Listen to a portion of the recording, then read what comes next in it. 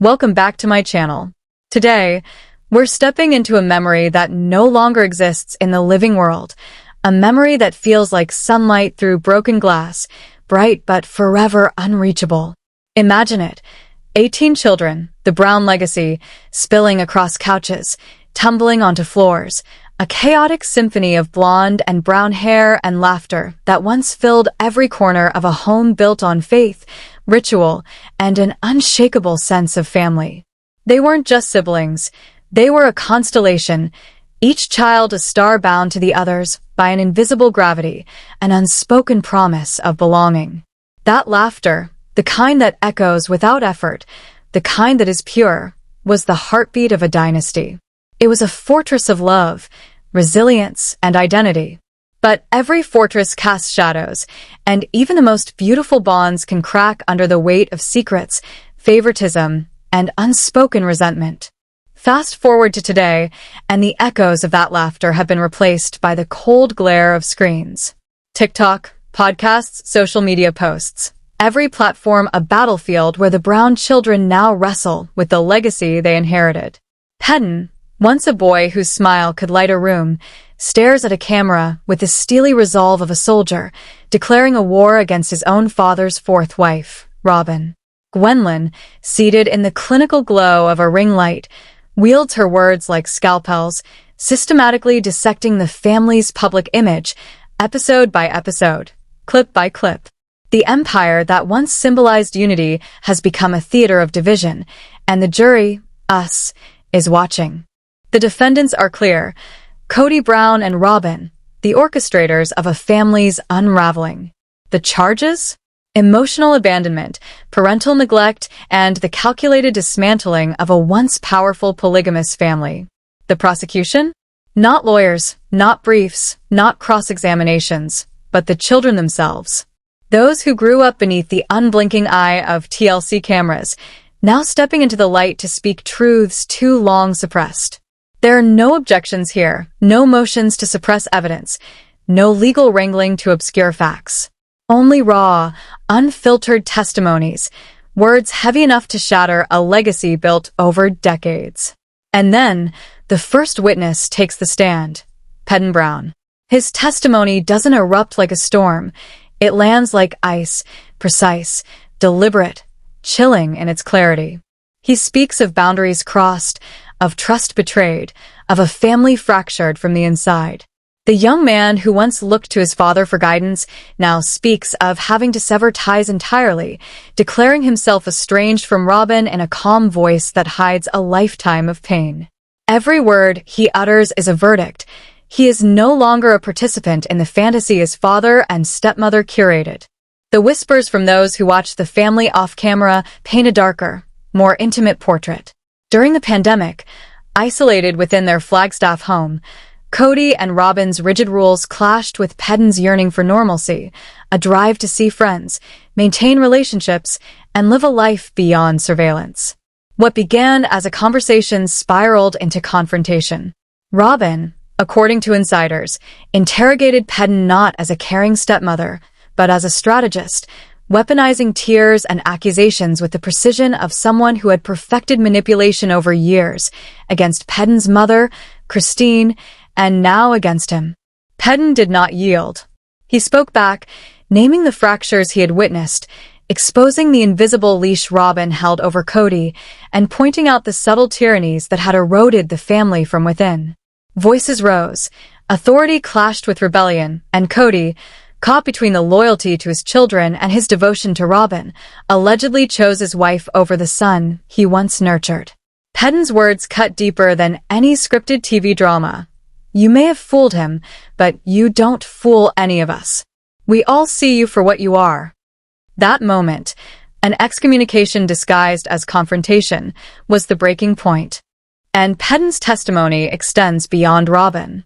He speaks of Kody's dereliction as a father, his favoritism toward Robin's children over the others, the birthdays missed, the graduations ignored, the calls unanswered.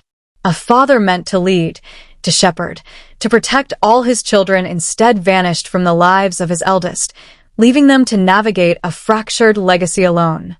For Pedon, who carries the discipline of the National Guard and the weight of his own moral compass, this was the ultimate betrayal, a spiritual and emotional abdication that reverberates through every corner of the Brown family empire. The stage is set, the evidence public, and the verdict yet unwritten.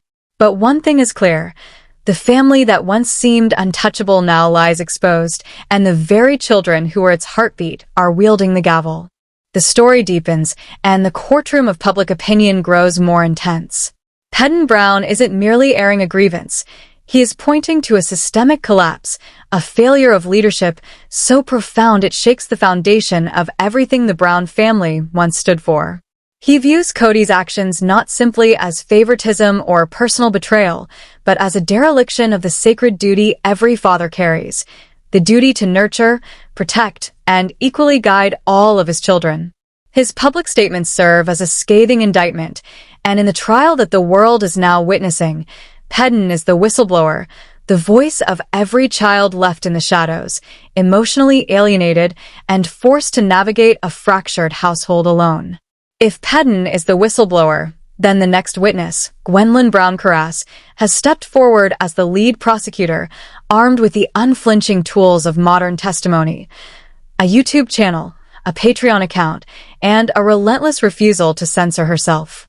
Her reaction videos aren't casual commentary. They are living, breathing exhibits in an ongoing court case, dissecting every gesture, every tear, every strategic smile, as if she is translating a secret, coded language that only the children could truly understand. Each episode, each clip, becomes a meticulous cross-examination of her family's public narrative, and her testimony is devastating precisely because it is rooted in the raw, unhealed wounds of personal betrayal. Disguised as witty, sarcastic analysis, Gwendlyn isn't just describing what happened. She is exposing the scars left behind, one moment at a time. Exhibit A in her testimony is her relentless documentation of what she identifies as Robyn's manipulative behaviors. Where others see a wife in tears, Gwendlyn sees strategy, calculation, a performance engineered to shift the balance of power. She pauses the camera, looks directly at her audience, and punctuates the moment with a pointed remark. And here we go, the waterworks. Decoding what the cameras captured, but could not interpret. She highlights the patterns. Robyn's emotional outbursts rarely arrive by accident, often coinciding with accountability for her own actions or moments when another wife, particularly Christine, receives even a sliver of Kody's attention. According to whispers from former production staff, the older children had even coined a code word during their teenage years for these orchestrated displays, pulling a Robyn. It became shorthand for the carefully executed breakdowns designed to manipulate, to ensure Kody's immediate loyalty, and to leave everyone else looking like the aggressor. Through Gwendlyn's lens, what once appeared as familial chaos now reads like a meticulously documented case of manipulation, favoritism, and emotional warfare, a damning narrative that unravels the carefully curated facade of the Brown family empire. The courtroom of public opinion widens as we turn the lens toward Gwendlin Brown, whose YouTube channel has become more than just a platform. It is the public unveiling of a decade-long, closely guarded sibling secret, a living chronicle of the patterns, manipulations, and betrayals that have quietly shaped the Brown family from within. Gwendlyn doesn't just comment, she testifies. She exposes what she and her siblings came to recognize over the years as a calculated playbook, a system designed to control the family dynamic, marginalize the other wives, and consolidate Kody's attention, affection, and resources, both financial and emotional, toward Robyn. And when the sarcasm in her voice fades, the real gravity of her account emerges, the raw, unvarnished pain of a daughter abandoned. She recounts moments when Kody raged at his older children for asserting independence or refusing to comply with his rigid CO rules, and she layers this with a devastating counter-narrative of her own experience. Years of absence, conversations never had, milestones ignored, and the quiet, suffocating sense that she and her siblings were an inconvenience, a burden, a footnote in a household increasingly devoted to another branch of the family. The infamous instance of Isabel's major back surgery becomes a touchstone, but Gwendlyn pushes beyond the headlines, revealing the slow, creeping erosion of a father's presence, a neglect that began the day Robyn entered the family and metastasized as they relocated to Flagstaff. Through her lens, Kody's image as a patriarch wronged by rebellious children crumbles. Instead, she frames the rebellion as a natural response to betrayal, a logical reaction to the emotional vacuum left by a father who showed up only selectively. And yet, her testimony does not stop at emotion. It extends into the ledger of resources, a quiet but relentless indictment of inequity. While careful with specifics, Gwendlyn highlights the glaring disparities. Kody and Robyn's spacious home contrasted against Christine's rented dwelling and Janelle's RV on undeveloped land, the conspicuous indulgences of Robyn's children versus the careful budgeting demanded of the older siblings, the seemingly endless flow of luxury gifts, designer shopping trips, and private vacations that were conspicuously reserved for a select few. She questions the mechanisms behind it all, the allegedly secret bank accounts, the diverted TLC income, the defunct business expenses funneled to Robyn's jewelry and fashion ventures, all while millions of dollars went through the hands of a family ostensibly meant to share everything equally. Her commentary is not gossip. It is sworn testimony, an exposé that gives voice to the simmering resentment and quiet observations of children long denied transparency. In doing so, Gwendlyn transforms herself from a background figure into the chief litigator in this sprawling, emotional courtroom drama, delivering evidence that is personal, meticulous, and relentlessly damning. While Pedon strikes like a thunderclap, explosive and unflinching, Gwendlyn crafts the slow burn case, the week-by-week courtroom narrative, revealing the architecture of neglect, manipulation, and favoritism that has defined the Brown family empire for more than a decade. And as we prepare to hear the testimony of our third witness, Mykelti Brown Pedon, we will see a subtler, yet equally piercing perspective, a diplomat amidst the chaos, offering insight in quiet but unassailable testimony. As the courtroom of public opinion grows ever more intense, we now turn our focus to Mykelti Brown Pedon, long regarded as the bridge between the fractured factions of the Brown family. For years, she was the one who maintained lines of communication, a mediator who stayed close to Robyn even after her own mother's relationship with Kody had eroded. That position of trust and proximity gives her words extraordinary weight. When someone who once acted as a diplomat begins to publicly confirm deep-seated rifts and openly sides with her mother, it signals that the family's foundation is beyond repair. Mykelti's testimony is not shouted from a podium with anger. It is quiet, measured, and devastating in its certainty. She is the corroborating witness whose credibility is magnified precisely because of her initial reluctance to condemn, because she had every reason to defend the household she grew up in. Her allegiance is clear, pro-CHR Christine, but in the zero-sum war of the Brown family civil conflict, being pro-CHR Christine inevitably positions her against Kody and Robyn. Through her Patreon sessions, interviews, and public commentary, Mykelti validates her mother's long years of unhappiness, confirming that Kody was largely absent as a husband and father long before the family's move to Flagstaff. She confirms that Christine bore the weight of raising her 6 children largely alone, while simultaneously acting as a primary caregiver for many of Janelle's children. This isn't new information, but coming from Mykelti, a child once loyal and hopeful within the system, it is a crucial verification of a narrative Kody has long tried to reshape. She dismantles the on-screen story that painted Christine's dissatisfaction as sudden or inexplicable. Instead, her testimony confirms what many suspected.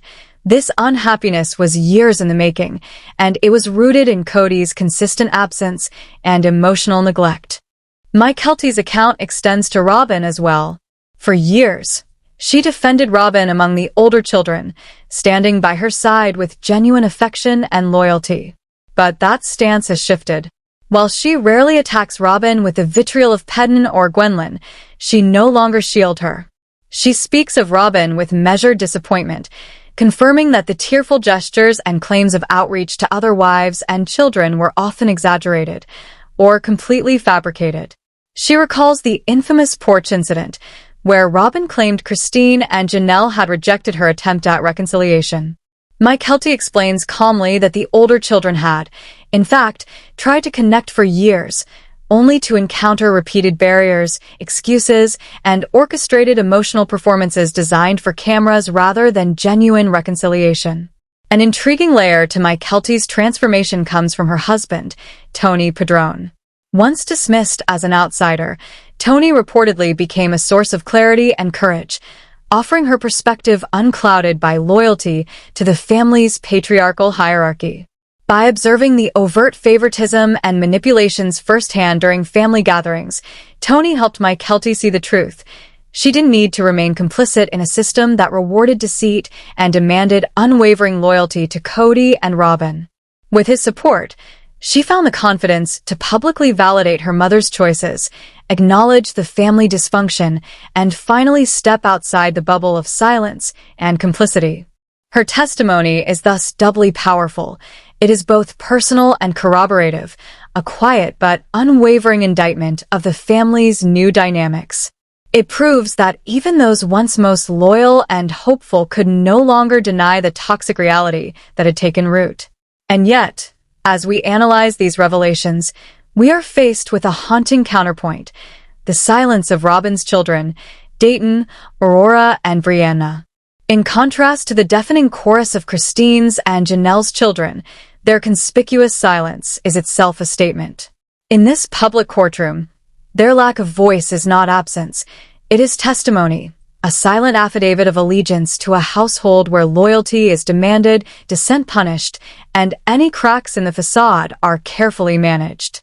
Their silence speaks to the insular world Kody and Robyn have built, a world sealed off from scrutiny, where control is absolute, and where communication across the invisible battle lines has all but vanished. The story of the Brown family, once a sprawling constellation of 18 children, is no longer a tale of laughter, chaos, and warmth. Today, it is a courtroom of hearts, a trial in the court of public opinion, and each child's voice, or silence, is a piece of damning evidence. Dayton, Aurora, and Brianna are no longer small children. They are young adults with social media, opinions, relationships, and autonomy. Yet publicly, they exist as ghosts.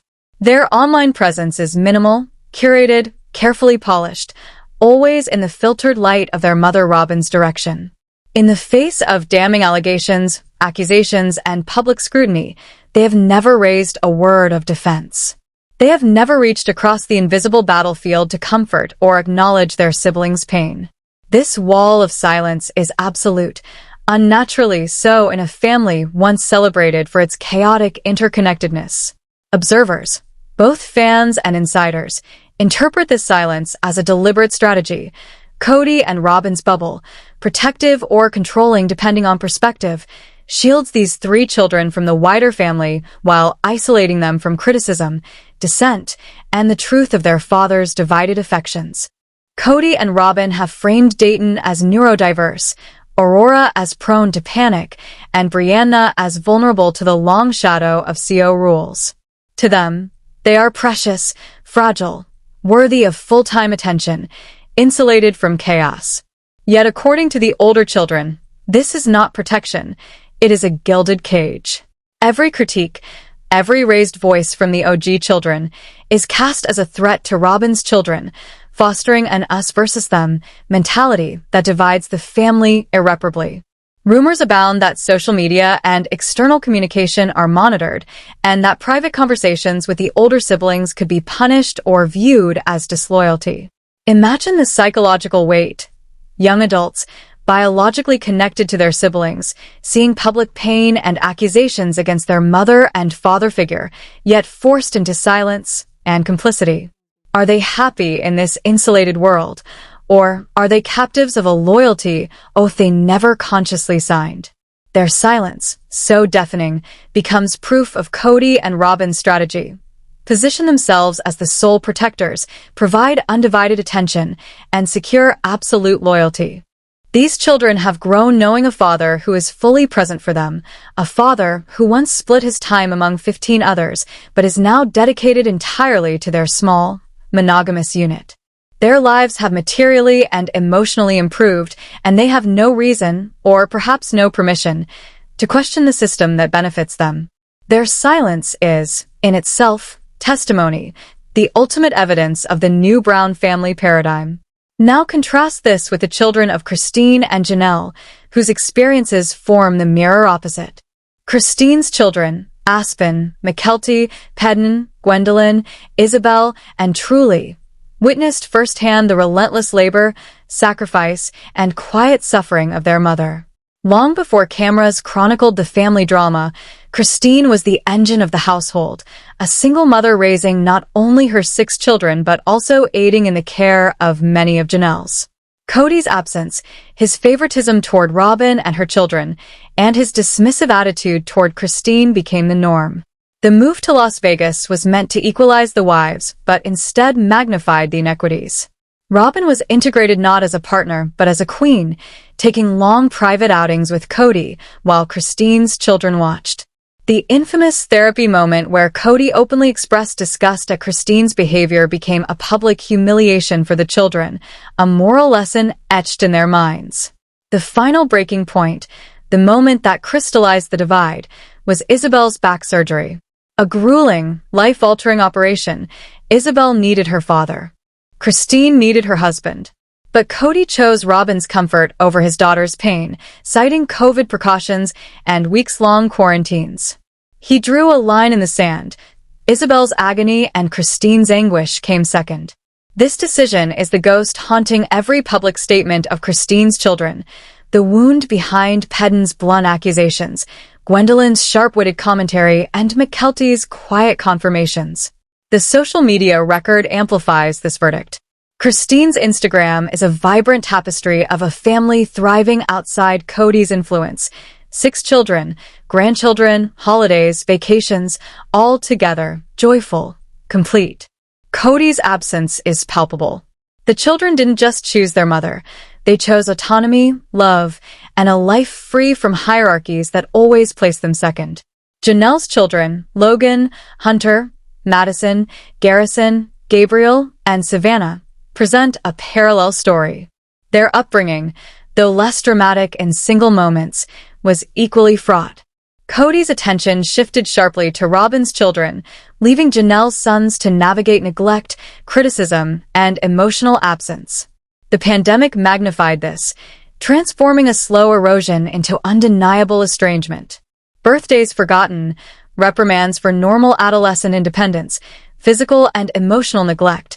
The RV where Janelle lived became a symbol of her place in the new hierarchy. Janelle's children, like Christine's, built their lives in parallel to the father who had abandoned them. Their loyalty shifted to each other and their mother, forming tight-knit units outside Kody's reach. Finally, we return to the silent witnesses, Dayton, Aurora, and Brianna. Their allegiance was secured long before the pandemic, long before the move to Flagstaff. They were the children of the favored wife, recipients of undivided attention, love, and priority. Legal adoption, full-time presence, and protective insulation from external stressors ensured loyalty. From their perspective, life has been perfect. Their father is present, devoted, and undistracted. Their silence is not absence, it is affirmation. Every photo, every public post from Kody and Robyn reinforces this reality. A nuclear family of 7, untouched by the chaos outside.